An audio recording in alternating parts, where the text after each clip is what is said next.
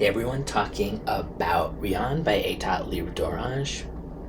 This has notes of incense, rose, leather, orris, cistus, oakmoss, patchouli, amber, cumin, black pepper, and aldehydes, along with possibly a few others in there, but those are what are listed as the main notes.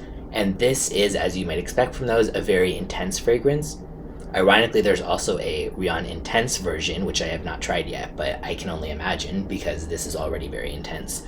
So you're going to get something very leathery, kind of in an old school way.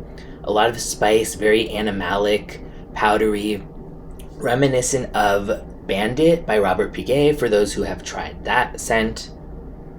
So this is, definitely a more old school scent profile. Very unisex in the old school way. I think that it could possibly be considered a little bit masculine leaning by a more modern standard, but I think that overall it's very much just one of those kind of like fancy unisex fragrances. Certainly mature leaning, not in the sense of, 80 plus or something like that, but I don't picture at all a teenage wearing this or somebody, early 20s or something like that. I think probably it would appeal to people 30 and above most likely, but it's very well done. It's not as unique as some of Etat's other fragrances in the sense that they have some really weird ones that are just so out there, and not just stuff like Secretion Magnifique, which I'll do a separate review for.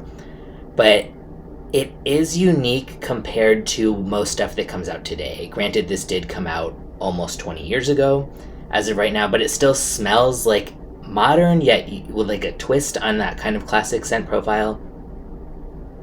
By the time you get to the dry down, it becomes even kind of more animalic and leather.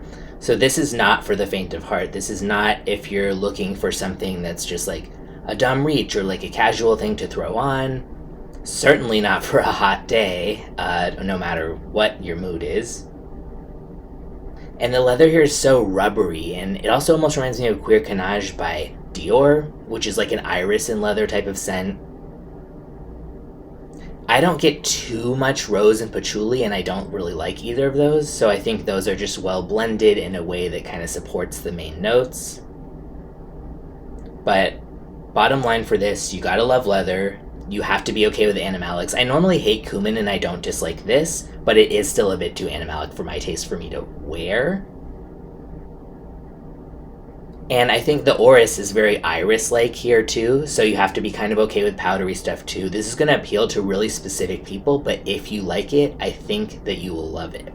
It goes for $159 for 100 ml. Great deal. That is so fairly priced, especially for a niche house that does, a lot of really more interesting stuff like this. And again, this isn't unique, but it's still interesting to me. And you can get a 50 ml for $98, also a fair deal. Really kind of crazy too that it's that fair priced, considering that a lot of other niche stuff that comes out like this would probably be closer to like $300. But yeah, I highly recommend it if the idea of a kind of royal animalic leather powdery scent appeals to you. I'll put the link in the description where you can get a sample or a bottle, and let me know what you think if you try it out.